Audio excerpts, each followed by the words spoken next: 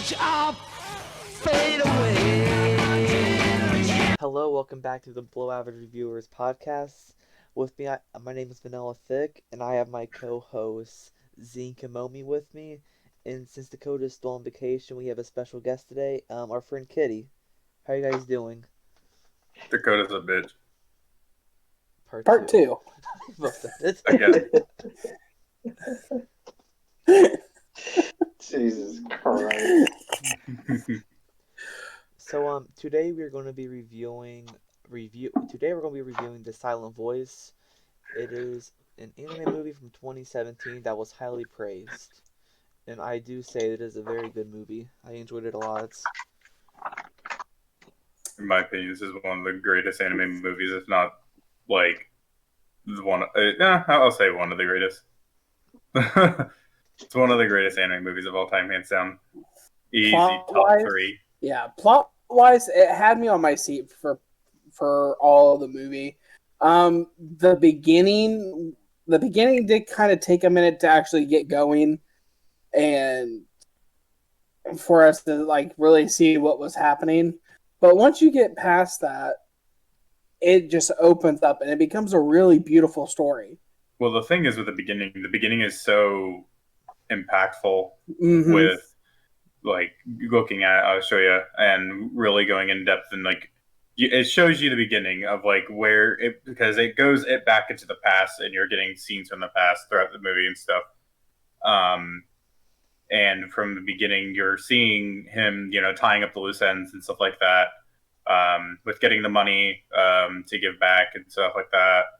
And then just, right before he decides he wants to actually kill himself. And that's where that's where it like flashes over to, or you see the fireworks, I'm sorry. You see like the kids having like the fireworks, it like cuts to that scene and then, and then we're in the high school setting, and that's when we see Shoko come in for her first viewing. The angel, the queen.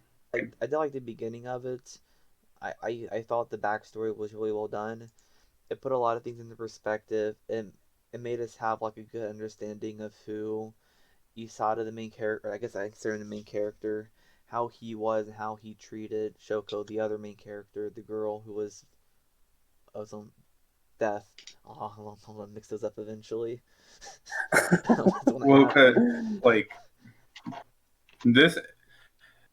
I liked the backstory. I think it set it up right. Phenomenal. Yeah, it's phenomenal. I mean, it takes place like in 6th grade too, so like this is what 6th graders would do to someone they don't understand, Did they ever really talk about? I know it's probably irrelevant, but I'm assuming it's probably in the manga. But did they ever talk about what year it was? I don't think I remember. They talked about what year he was in high school at this point. They were 6th graders and they were 11th graders. They were 11th. Yeah. Okay. It was 11th. Okay. That was what I couldn't remember. Yeah, I couldn't remember. They said it was. I knew the 6th grade. I knew the 6th grader thing because that's why on her book it literally says 6-2 on it. So I think high school. They said it was a 5-year skip. And I think high school in Japan goes up to 11th grade, and that's it. Because they have trimester classes there, over the summer classes there, so it will have been their senior year, I think. Because at the end of it, she turned 18 during the fireworks festival. At the end of the movie. Yeah, she just turned 18 recently. Mm-hmm. I honestly thought someone was going to die. I had that impression all the way throughout it. Because they kept doing like the peace sign, and you know how these like these kind of shows or movies, they have like symbolism with like something that was repeated, and that peace sign just kept getting repeated, saying "see you later." So I was just like, well, someone's getting off. Are we gonna see you later?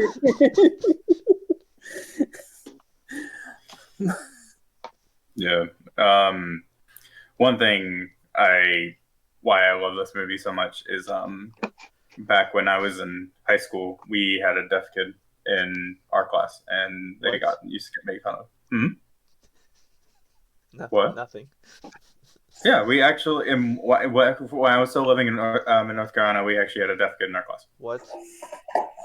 I will actually behead you. Shit. I had to do it once.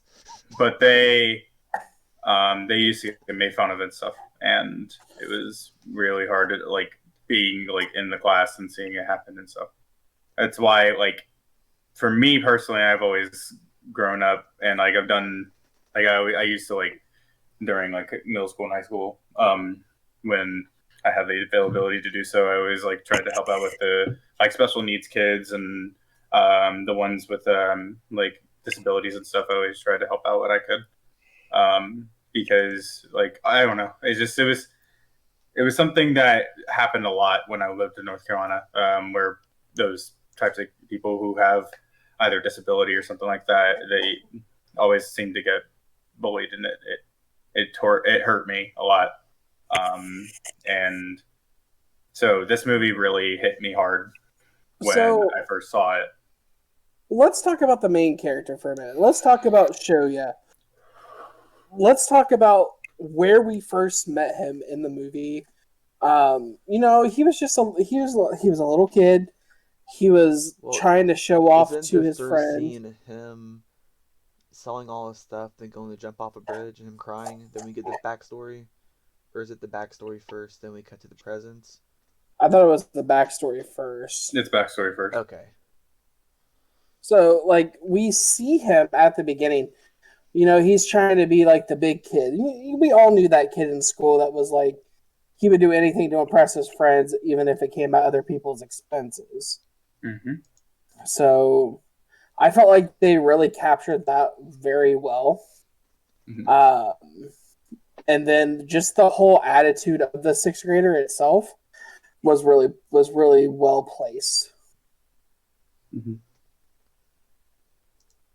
The whole thing with him, his development as a character throughout is phenomenally done. Throughout the actual movie and stuff, it's phenomenal.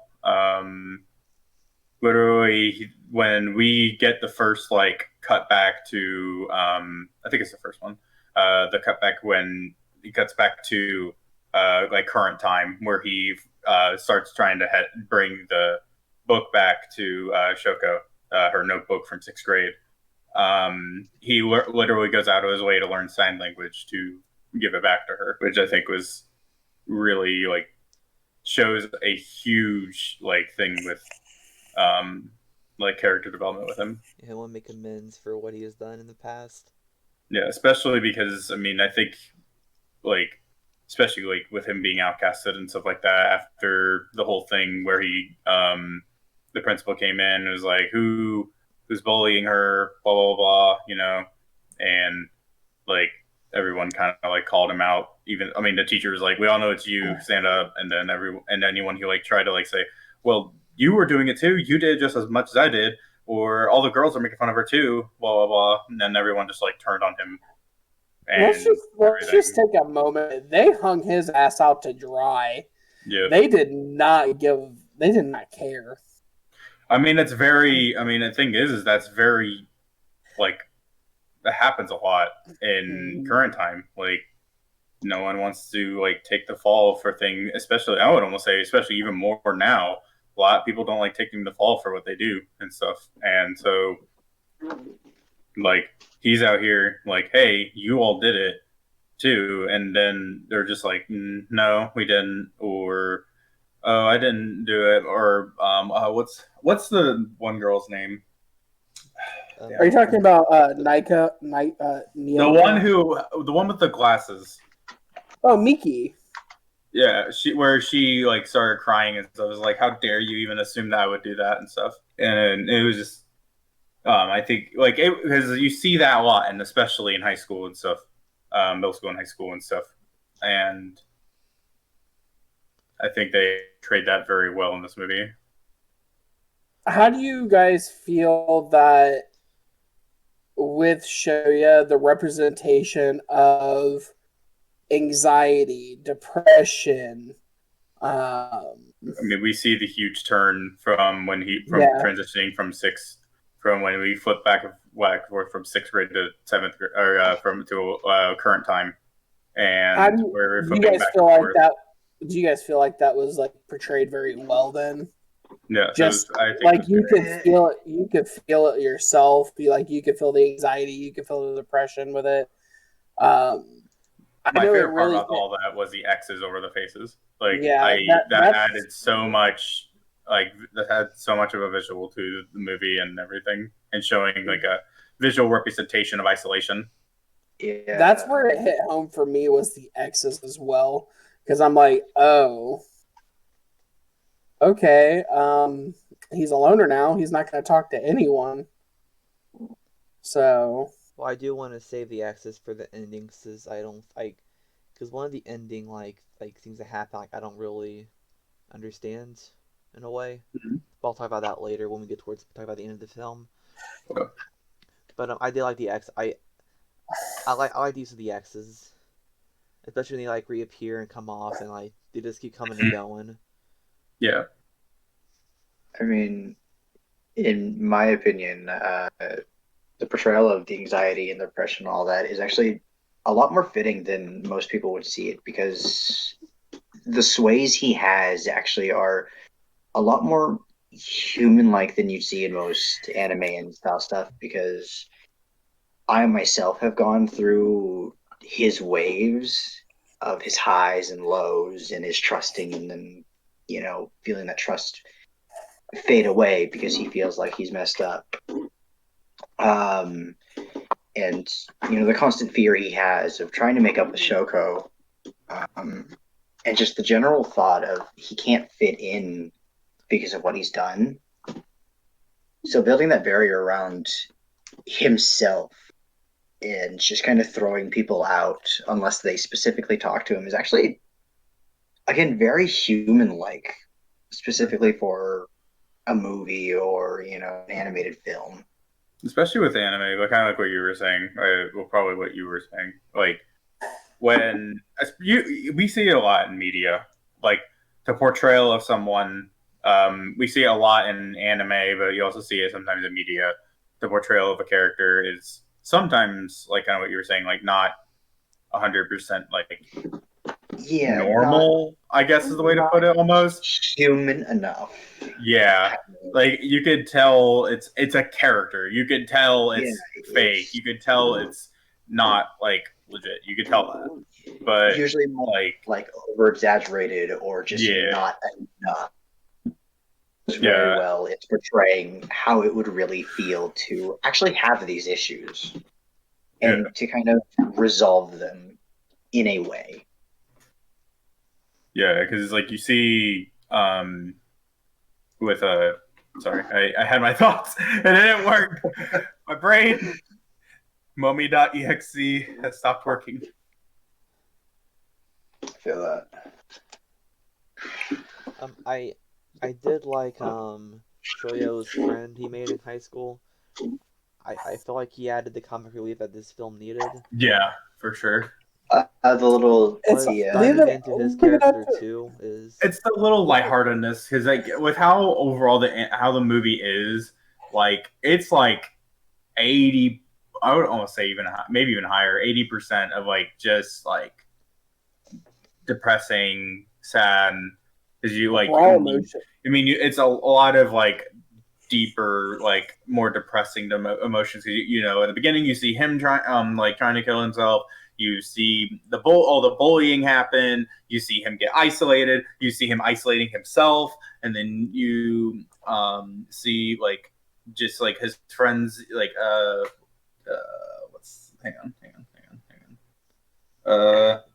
what's the girl with the black hair?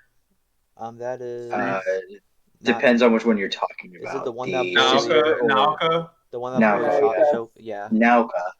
Where like they do that like reunion, like kind of not reunion, but like she sees them again and she's like, "Oh, you two are a thing now." And she's like, she grabs her hearing aid or whatever and is like, "Here, mess with this like you did back then." And he's just like, "No," and takes it from her and tries to give it back to Shoko.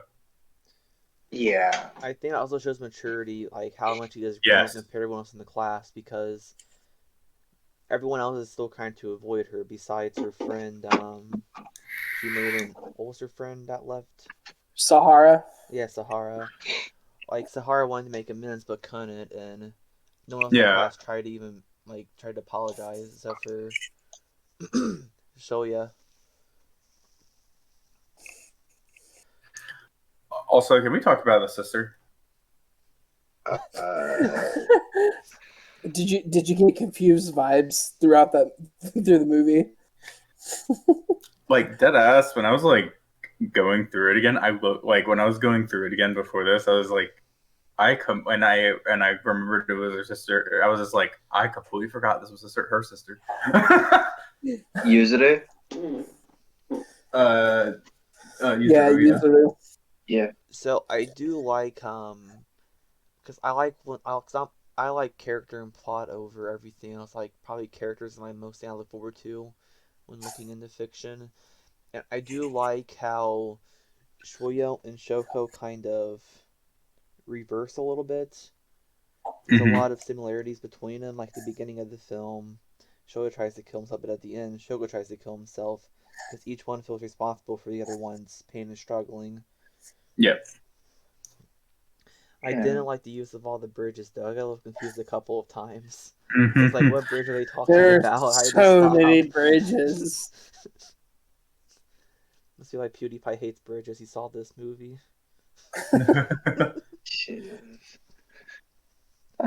One thing that was really almost hard to watch, not in a bad way. It was like almost heartbreaking to watch was when Shoko gives Shoya a gift and then tries to confess to him. But she tries to speak it. She tries to say it rather than writing him out. And like that hurt. Yeah, I will be real. The first time she talked, I laughed a little bit because I wasn't expecting it at first. I wasn't expecting like mumble, you know. But in the English version, they don't mumble it, which is weird. Oh, I've actually never seen the English version, so I have no idea. Zing brought it So up. the English version, they kind of like they yell it. Yeah. Like she straight up screams it at him.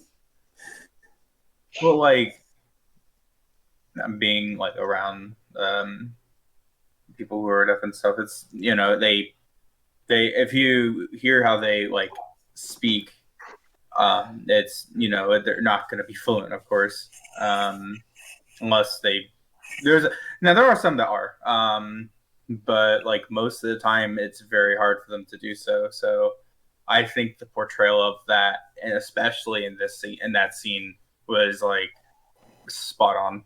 I do want to talk about them using flowers as like themes for it, using different flowers to show different parts of their characters or them growing. Mm-hmm. I mean, I looked it up because there's a lot of flowers, and I figured there's probably something going on here. And in Japanese culture, these flowers they were showing did symbolize different emotions or feelings. I was a little confused though about when they're oh, that's the wrong thing. When Shoko's grandmother died, and Oh yeah. and Yuzuru and the grandma at the table eating, and then it cuts to like Shoko dead, and a bird flying, and then the next scene he wakes up. I mean she wakes up. That confused me so much. I had to watch it 2 or 3 times to see what was happening, but then it just turned out that the grandma died, which I don't get why. Maybe I just missed something. I actually don't remember that part. Oh. To be fair, it's been a while since I've seen it, so I just moving myself moving with the symbolism within the movie, the koi fish. Almost every scene that we see Shoyu and Shoko together, there's a koi fish in it. Koi in Japan is a symbol of luck. and perseverance. And then I don't know. I feel like it's supposed to show like them overcoming shortcomings. Yeah, I would agree with that. The toys are like it's probably the most iconic thing about this, I would say. Mm-hmm. If you're gonna like think of like an image, probably the Kois, because the beginning is Kois. Like the first thing we see is the Kois, I believe. I did like the music they used for this too. Mm-hmm. I have not seen. It's probably the second anime movie I've seen. The first one was like probably 4 or 5 years ago. I forget what it was called, but the animation's better, of course, but the music was. I enjoyed the music a lot So throughout it. the music is like because we like Studio Ghibli movies and we love the music from Studio Ghibli. This music really reminded me a lot of that. It put a lot of passion into what was actually going on into the film. I feel like the music felt like did really well with the atmosphere. Well, I think for Mm-hmm. like this kind of subject, you need the music to help prove your point, because you need like that strong emotional music, you know. So your eyes are seeing and your ears are hearing it. So I felt like having It kind good of music was kind of a necessity for this. Granted, music it is the kind of most reminded important me of thing of the media, but it kind of reminded me of the music from Your Lie in April. You know how it's kind of just it's there to push the atmosphere a little bit. so I know that this is off 6 or 7 volumes in the Mm-hmm. manga. Yeah, I think it's 7. So I do understand that some of the backstories are probably left out, and some of the side characters like backstories and development was left out too. But I Mm-hmm. think for what they showed for all the characters towards the middle of the film to end of the film, when they all start coming together like at the amusement park and stuff, I think that justified well to not have like 2 minute background of one of the main characters like old friends or any of the girls who are making fun of Mm-hmm. Shoko. I didn't read the manga. I've never read it. But I feel like when what's her face, Naoko, and Okay. yeah, when they're at the amusement park and she takes Shoyo to the takoyaki stand, I felt like there should have been more between the two guys. Um, and from what I was reading, I believe in the manga that there is, Yeah, because we don't even see but the other, like the more yeah, bigger friends in the time skip. I think talking about that again, actually continuing with the amusement park, another big point, or big important thing of that is when Naoka takes Shoko into the Ferris wheel. yo, let's talk about the little sis moment right there. That right there, big brain play. Yeah. Turning her camera onto the video recorder, boy. I also do like the little Easter egg they use with the sound sounding like staticky and stuff, because it doesn't play to the story, but if you shoot on camera, just how the audio sounds. Because when I shoot, because yeah, I don't know, just a little video thing, because I shoot video, so Mm-hmm. I appreciate that little, I guess you call it an Easter egg, they added to it.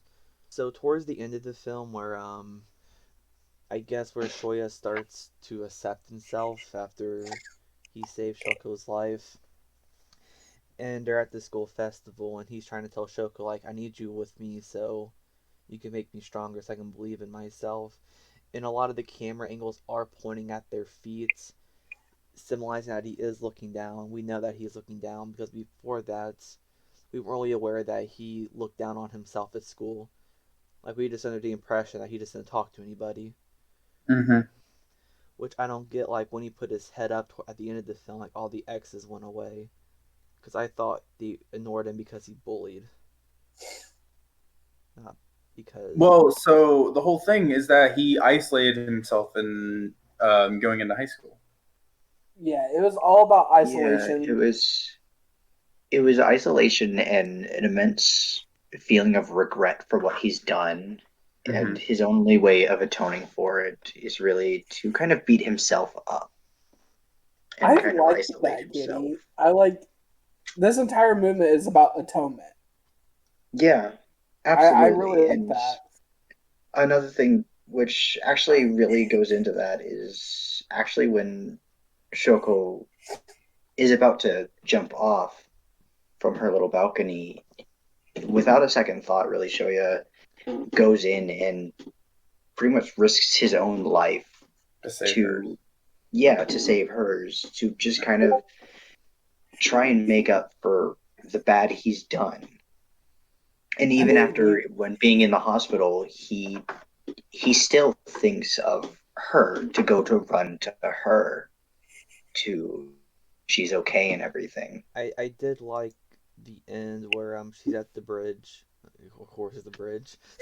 Where she's at the bridge where they feed the Koyan and she yells and it wakes up Shoya from his coma. It Mm-hmm. might seem a little cliche, but I think that it's like her silent voice is getting through to him. Like that's very cliche. I know, but like I mean, the film is called A Silent Voice, and and her voice, like I don't know, I enjoyed that part of it. I mean, in the manga, I don't know if you guys read the manga. Does it give a representation on how long he was in the quote unquote coma? No, I In don't the know. movie, it doesn't really show, but it wasn't for too long. Because I was like, if my boy was in a coma for like 2 or 3 months and he just gets up and just walks like that, kudos on him. Well, I don't. It might have been just for a few months because he's still in high school and he's able to go back relatively fine. Oh, before I forget, back to the scene where she goes to the bridge and like screams only someone from the coma. She does have that dream that makes her want to go there of her It's seeing yeah. that Shoya's he's going to die They because we see it that's Looking through at what her fair. I eyes just for once of her trying to visit and okay. stuff. Like looking it up online, it's saying 2 weeks. It was two Okay, weeks. yeah. Yeah. Okay. Yeah, so I mean, he still got a little umflip in him then. I mean, he was like stumbling out of the hospital and True. all that stuff, but as far as no one was monitoring him. How'd you like? How'd you like the excuse of her saying that she had to go finish up homework during a summer festival? Well, I mean, Japanese schools do give you homework over the summer, Right. Right. but I mean, I think by that time they're already well connected with each other that they can kind of, again, this silent voice that's going on here that they understand each other. The one thing I do not like though is how quickly their relationship bond like it forms. I assume in the manga it is a longer process than what the movie implies it to be, just for time's sakes. But I think if we just go off that they've had a lot of time together, that the movie just sped it up a little bit because of time's sake and time convenience. That I think by that point they already knew each other. They were already familiar with how they felt. There was not a kiss in that entire movie between the two of them, and that's what really kind of was like, "Are you serious?" Well, They led you on for the entire thing, and they don't even tell you if they get together or anything. You know. well, I think at the very end, when before the credits start, it says because he looks up to he looks up to Shoko, and that's when the credits roll. And the first thing it says is this what love feels like? So I think it's implied that Well, it's not necessarily implied that it's they kissed. It's more they implied love each that other. yeah, that there's a bond that was formed. And sometimes that you see in a lot of few movies and TV shows that not kissing is actually more impactful in certain situations, especially in my opinion, them not kissing is actually really shows that they've grown, that they, that they have learned from their mistakes and that they're at a new chapter in their lives. that they're ready to make another step without just rushing it. Like that, yeah. I'm glad they didn't kiss in the end too. It would have made it look cheesy in a way, I think. You guys have any last thoughts about this movie you want to talk about? Anything you liked about it? Art style of the movie was really well done. I feel for a movie that has come kind of, hold on, who was it? Out of kind of a unknown production company that it was, the art was really well done. Like I could probably mistake this as a Miyazaki film. That's just me. I can look up the budget for this real fast. 33. I think it was 33 million. 33 box office. A lot of these movies really have a high budget, so the animation does look better on them. Because you can compare the Demon Slayer movie to the Demon Slayer anime, like the 24 episodes, and you can see a big difference. How respected like anime movies over in Japan are, because I don't think animation movies over here get nearly that much of a budget. Yeah. Unless I mean, it's like Disney or something. Yeah, but then again, this is based off a manga, and they probably got a lot of sales off the manga, so they knew it will make money, so they can put more money into it, you know? Yeah. Not just like a 12 like Cartoon Network show or something where, you know, people watch it because they pay for cable, not because it might not make money because you're not buying cable to watch the Teen Titans Go movie or something like that. Kitty, do you have any last thoughts on this? Yeah, actually, one point that I wasn't able to bring up earlier because it slipped my mind on accident. Together with how this actually is really great representation of anxiety and depression and all that, it goes to show you that even a single person kind of coming up to speak with you, especially Tomohiro, his Shoya's new friend that kind of shows up, a little chubby, short guy. A single person Fat can make Izuku. a single person could make such a massive difference to someone who needs it. Specifically with me, I had a lot of issues. I related to Shoya. And just having at least someone to talk to hang out with, to just chat with, made such a massive difference. And the actual extra people, all the extra friends kind of coming in their, their opinions and trying to reconcile with what happened in the two main characters, Shoya and Shoko, makes more of an impact than most people would think. And again, as someone who's gone through these kind of issues, it hits close to home. So on that note, what would you guys rate this on a scale 1 to 10? 10. This is a good 10 out of 10. I'd vote it in like 9, mainly because I can't physically watch the beginning anymore because of what it is. Yeah, the beginning it's good, but it's not good at the same time, you know? Like it's something hard to watch, but it is very, it's done well, to put it the least.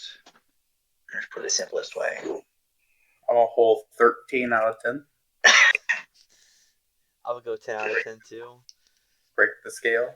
Break that. But yeah, I would do 10 out of 10 as well. I have not seen that many movies or anime movies, so Well, I mean, even in the perspective of like watching, let's say this wasn't an anime movie. If this was like a 12 seasonal, I would. Yeah.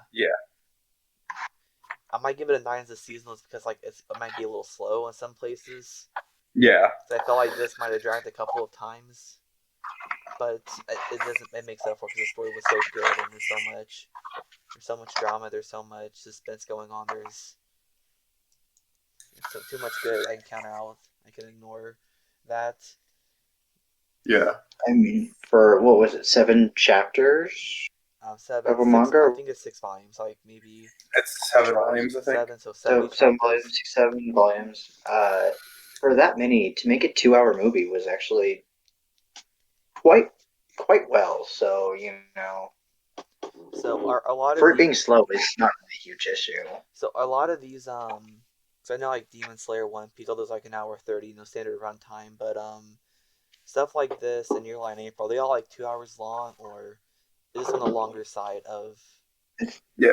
This It's this is it's 2 hours and 10 minutes. Yeah, but is this like this is long on a compared? longer side Okay. of normal animated movies, which is actually really good in this movie's case because of what it portrays. I feel like the movie length was perfect. Yeah. Because, like, you know how there's movies out there that are just like, it feels too long, or it feels too short. I feel like literally doing, like, just over 2 hours was perfect. Absolutely, yeah.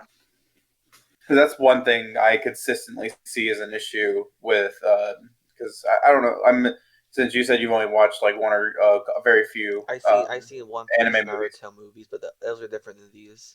Yeah, Those are completely but different. I mean, hell, even using those as like a comparison, I don't know how many anime movies you've seen, but like comparison wise, like a lot of the time, like I would say a good like 60-70% of movies, you either have too little or too, too short of a time or too long of a time with them. There's like hardly ever that perfect like timing for a movie kind of thing, if you get what I mean, like perfect like length of it. Yeah, and I think So- oh, go ahead, Tink. So my experience with anime movies is, you know, the Studio Ghibli or Ghibli movies. So My Neighbor Totoro, Kiki's, Princess Mononoke, Spirited Away. They're about anywhere from like an hour and 45 to 2 hours. But I felt like out of this movie right here, I got a lot more than I would out of one of those movies. There was a lot of content So- in this too. Yeah. I do have one important thing to say as a closer though. Dakota's a bitch. Part 2. Part 2. Right. Okay. The Rise of Yaoi. Bye. Oh my The god. Rise of Yaoi. And next time we will be reviewing Boku no Pico. Oh, yeah. You sure are. I mean, I haven't seen it, but I'm thinking I want to see it. Zing, You're you know in what? for a Actually, treat. I am not going to watch that. Zing, you know what? Actually, you should watch. It's a beautiful romance anime. No, Phenomenal think you story. Is that I'm about thinking that about hero it. who saves the world? Is it I'm just saying the ice cream scene. Oh my god. Mommy, So shush. impactful. It was Mommy, so impactful. Mommy, stop making me remember things that I regret. Like in the car. Oh my god. That whole scene was just so impactful. Like it made Mute me him out. rethink some parts of my life, honestly. Is it really It's that so good? meaningful. It's No, it's not. like it spun my life around, dude. I was just like, It. as like it was like he like Shitty like hentai. dropped the ice cream. Oh my god! Like the symbolism between dropping the ice cream and like your Penis is like wow. no, not even no. You gotta think about it. The symbolism, like him dropping the ice cream, is like His world's melting Going or something, right? I don't like at the beginning of like the iceberg of like that was encapsulating him, starting to almost melt away. You know, Mommy, stop going in depth about hentai. like if you just think of it. Think of it though. No. Like the symbolism of the ice cream dropping. Hey. Boku no Pico. Okay, well- Boku no Pico. Okay, well, thank you guys for joining me today. And thank you Thank you guys for having for watching. We'll see you next week.